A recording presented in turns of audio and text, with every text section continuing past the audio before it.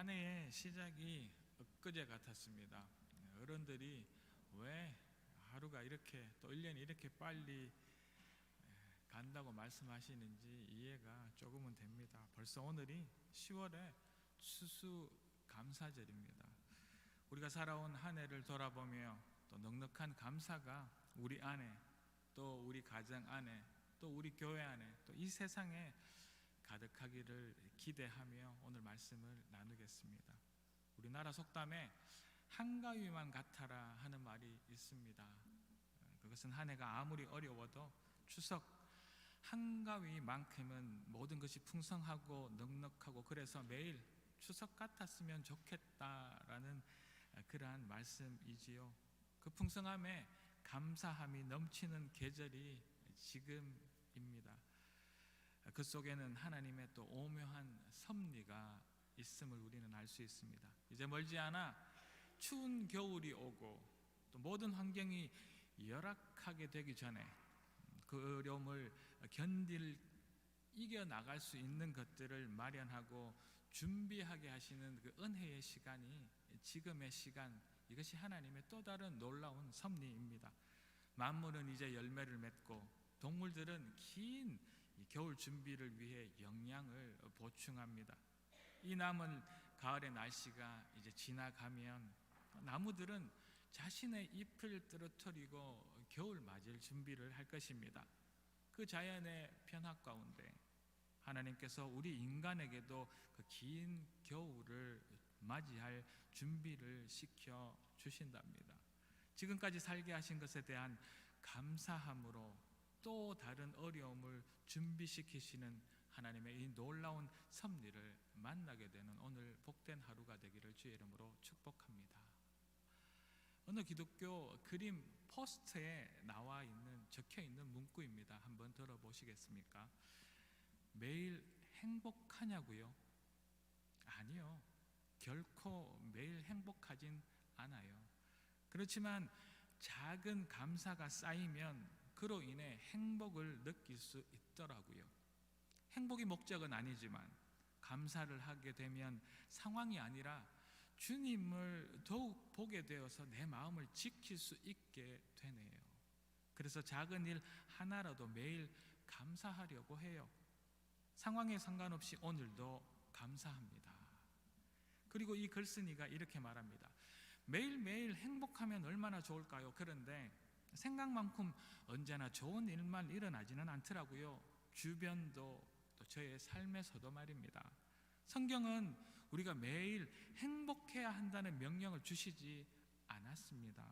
그러나 행복하지 않아도 감사는 할 수 있습니다.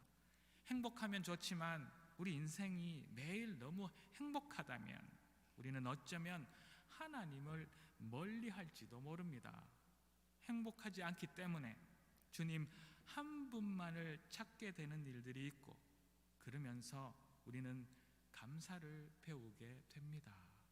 매일 행복한 사람이기보다는 매일 감사하는 사람이 되기를 원합니다 라고 이 작자는 이야기합니다. 오늘이 추수감사절이라 이런 말씀을 드리는 것이 아니라 우리의 1년 내내 매 순간마다 세상의 행복만을 쫓고 추구하는 것이 아니라 감사를 잊지 않는 우리가 되기를 이 아침 주의 이름으로 축원합니다. 이렇게 감사는 우리 그리스도인들의 가장 기본적인 삶의 또 신앙의 자세입니다. 우리는 그 기독교는 우리를 구원하신 주님께만 감사하는 종교입니다. 오늘 찬양하신 것처럼 말입니다.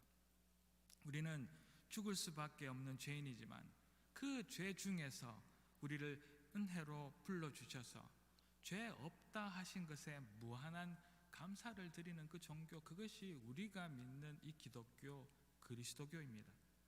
우리는 지금 우리에게 없는 그 무언가를 받아야 감사하다 말하고 나의 빈 곳이 넉넉하게 나의 곳간이 채워져야만 감사할 줄 아는 그런 사람이 아니라 십자가의 사랑 그 하나만으로 불행 중에도 또 고난 중에서도 매일 행복하지는 않아도 감사할 줄 아는 그런 사람, 그 이름 우리는 그리스도인들입니다. 오늘 우리에게 주신 본문인 시편 100편의 1절 2절을 한번 보도록 하겠습니다. 온 땅이여 여호와께 즐거운 찬송을 부를지다. 기쁨으로 여호와를 섬기며 노래하면서 그의 앞에 나아갈지어다. 온 땅의 만물들이 여호와를 찬양하기 위해 기쁨으로 하나님을 여호와를 섬기기 위해 초청되었다고 말씀하고 있습니다. 그 부르심을 받은 것입니다. 이 초청은 다름 아니라 예배로의 부름을 의미합니다. 그리고 본문 4절 한번 보도록 하겠습니다. 감사함으로 그의 문에 들어가며 찬송함으로 그의 궁정에 들어가서 그에게 감사하며 그의 이름을 송축할지어다. 이 짧은 본문 안에 3번의 감사가 나옵니다. 이렇게 예배로 부름을 받은 우리들이 그의 문으로 들어가 그의 하나님의 궁정에서 들어가서 할 일이 있다는 것입니다. 여호와 하나님을 예배할 것인데 그 예배에서 감사하며 그 예배에서 하나님의 이름을 높이라 말씀하시는 것입니다. 우리의 할 일입니다. 온 땅의 만물이 창조되어진 그 이유를 말씀하고 있는 것이지요. 우리들이 만들어지고 부르심을 받은 그 이유는 하나님을 높이기 위함이고, 또 우리는 그 하나님께 예배드리고 그 예배 중에 감사하기 위해서입니다. 감사가 우리 신앙의 첫걸음이고 시작인 그 이유가, 예배의 이유가 여기에 있습니다. 하나님께서 우리를 부르시고 우리의 삶마다에서 감사하도록 만드신 것입니다. 그 어떤 아름다운 것도 그 아름다운 것에서 감사를 제거하고 빼버리면 절름발이가 되고 만다라는 말이 있습니다. 이 말씀처럼 우리 예배 가운데 감사가 빠진 예배는 예배가 아니라는 이야기입니다. 감사가 넘쳐나야, 매 예배마다 오늘 예배뿐만 아니라 모든 예배에서 감사가 넘쳐나야 바른 예배인 줄로 믿습니다. 감사 없는 예배는 있을 수 없다는 이야기입니다. 우리의 감사는 우리 인생의 파수꾼이기도 합니다. 좀 전에 어느 작가의 말처럼 우리가 항상 행복할 수 있겠습니까? 여기 계신 누가 매일매일 매 순간마다 행복하겠습니까?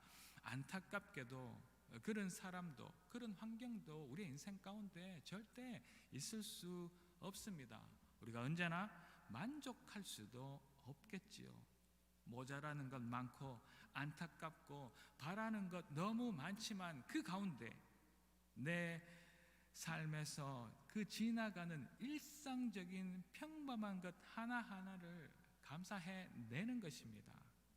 하나님께서 우리를 부르시고 하나님의 그 궁정에서 예배 드릴 때 가장 먼저 감사하게 하신 그 이유는 우리 인생에서 그 불평을 이기는 파수꾼으로 감사를 우리에게 선물로 주셨기 때문입니다. 우리가 잊고 있던 평범한 이 일상이 가장 행복한 것임을 알게 하려 하신 것이지요. 고양이가 많다고 불평하면 머지않아 생쥐가 많다고 불평하는 일이 생긴답니다. 와, 이렇게 오늘 날씨가 더워 죽겠네 하면 얼마 지나지 않아 눈이 오는 겨울에 추워 죽겠다 불평한 날이 온답니다. 우리 인생의 불평함을 이기고 그 평범한 일상에서 당연한 것을 감사해낼 때 그 작은 감사들이 하나의 열매로 맺히는 것인 줄로 믿습니다. 불평 대신 언제나 사물을 볼 때 긍정적이고 감사의 마음으로 볼 수 있도록 감사의 그 예배를 부르라고 우리를 부르시고 하나님의 궁정에 있도록 허락하신 것입니다. 이 추수할 계절에 우리가 얻을 열매가 없는 것은, 우리가 감사할 것을 도무지 없어 보이는 그것은 우리의 불평이 그 감사의 열매를 떨어뜨려 버렸기 때문이지요. 우리의 불평이 감사가 아니라 염려와 걱정이라는 원하지 않는 열매 대신에 그 쭉쟁이를 키웠기 때문입니다. 여러분들 들어보셨습니까? 우리가 물 주는 것만 잘합니다. 우리는 불평의 쭉쟁이가 아닌 감사의 열매에 물을 주어 키워야 추수의 계절에 얻을 곡식이 있겠지요. 걱정할 게 많아도 그 걱정을 이기고 그 걱정하지 않는 법은 감사밖에 없답니다. 평안해서 감사하는 것이 아니라 감사하면 평안해집니다. 걱정이 많아서 평안이 없는 것이 아니라 감사가 없어서 평안이 없답니다. 하나님은 이렇게 감사함으로 예배하는 자를 찾고 계십니다. 우리는 감사함으로 그의 궁정에 들어가고 그의 나라에 들어갈 수 있는 줄로 믿습니다. 하나님께서는 우리 인생의 답을 알고 계시기에 우리를 이 자리에 예배 가운데 부르셨습니다. 그리고 우리를 통해 예배하게 하신 것이고 그 예배는 우리의 감사함으로 시작하는 것입니다. 우리는 그 부르심에 순종하며 복종함에 감사로 나아가기만 하면 됩니다.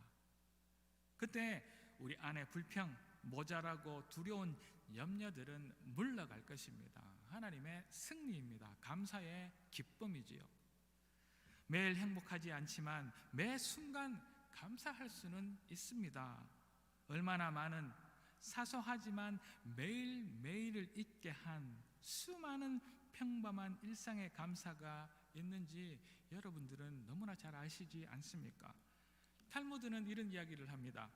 세상에서 가장 지혜로운 사람은 배우는 사람이고 세상에서 가장 행복한 사람은 누구이겠습니까? 그것은 감사하며 사는 사람입니다. 탈무드의 말씀입니다. 감사하며 사는 사람이 불평하고 걱정하고 염려하는 사람보다 훨씬 건강하고 당연히 행복하답니다. 너무 큰 것을 기대하고 그 큰 것이 채워져야만 감사하겠다 하지 않는 저와 여러분들 되기를 이 아침 주의 이름으로 축복합니다. 일상의 평범함을 감사합시다.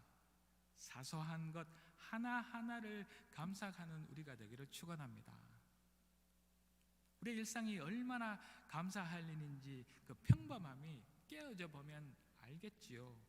지난주 예배에서 말씀드린 것처럼 제가 그리 심하지는 않은, 걱정하지 마십시오, 교통사고를 당했습니다. 그래서 너무나 당연한 일상, 평범한 일상이 흐트러졌습니다. 그런 가운데 이만하면 다행이다, 더 큰 사고가 아니어서 다행이다, 당연히 다니던 그 길들이, 당연히 잘 다니던 차가 감사하게 생각되었습니다. 그런데 여러분들 아십니까? 참 인간의 간사함이란요, 또 다른 불평과 불만이 얼마나 많이 생기는지 모릅니다. 왜 이렇게 보험회사는 적게 연락이 오는지, 또 왜 이 정도 사고로 다치지 않아 다행이다 생각했던 그 마음에서 왜 이렇게 허리는 결리고 뼈는 뻐근하고 불만이 늘어나기만 하는 것입니다. 감사는 우리 불평과 걱정스러운 인생을 이기는 파수꾼이 분명합니다. 저에게 불평이 있는 것은 감사가 빠졌기 때문입니다. 모든 평범한 날들에 감사하는, 내 앞에 항상 있어온 그 작은 것에 감사하는 저와 여러분들 되시길 주의 이름으로 축복합니다. 감사합시다. 여러분, 손양원 목사님이라고 들어보셨습니까? 저도 예전에 한번 가본 적이 있는데, 한국에 가면 여수에 예양원이라는 곳이 있습니다. 소록도라는 곳이 생기기 전에 우리가 아는 나병 환자, 한센병 환자들을 돌보던 곳이었습니다. 목사님이 이 예양원에서 한센병 환자를 돌보던 때에 그 지역 여수와 순천에 여순 반란 사건이라는 사건이 일어났습니다. 젊은 분들은 잘 모르시겠지만 어르신들은 들으셨을 것입니다. 이때 목사님의 그 두 아들이 예수 믿는다는 이유로 공산당들에게 총살, 순교를 당했습니다. 놀랍게도 이 손양원 목사님은 자신의 그 두 아들을 죽인 공산당원을 용서하고 자신의 그 양아들로 삼았습니다. 있을 수 없는 일이지요. 그리고 이 손양원 목사님은 한국 전쟁 당시 예양원을 떠나지 않고 지키다가 공산당원들에게 잡혀 순교를 당하였습니다. 이 손 목사님이 먼저 순교한 자신들의 그 두 아들의 장례 예배에서 드린 그 유명한 감사의 9가지 기도입니다. 제가 한번 들려드리겠습니다. 첫째, 나 같은 죄인의 혈통에서 순교의 자식을 나오게 하셨으니 감사합니다. 둘째, 허다한 많은 성도들 중에 이런 보배들을 주께서 하필 내게 맡겨주셔서 감사합니다.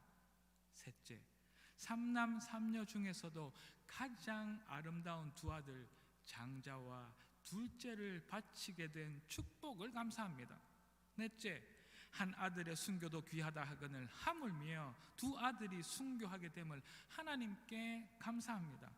다섯째, 예수 믿다가 누워 죽는 것도 큰 복이거늘 전도하다 총살 순교 당함에 감사합니다.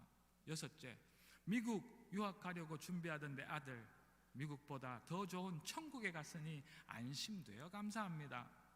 일곱째, 나의 사랑하는 두 아들을 총살한 원수를 회개시켜 내 아들로 삼고자 하는 사랑의 마음을 주신 하나님께 감사합니다. 여덟째, 두 아들의 순교로 말미암아 무수한 천국의 아들들이 생길 것이 믿어지니 감사합니다.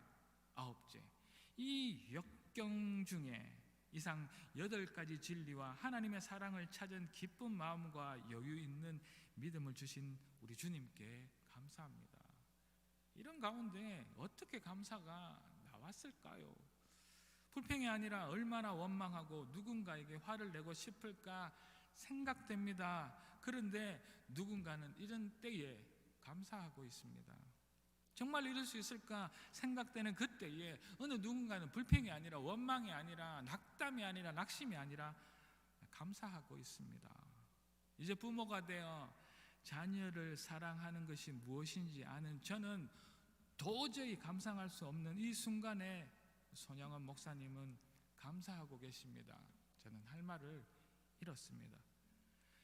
작은 사고에 평범한 일상이 깨어진 것만으로도 천국과 지옥을 오가는 저와 같은 평범한 사람에게는 너무나 큰 아픔의 상황입니다. 오늘 본문 5절입니다.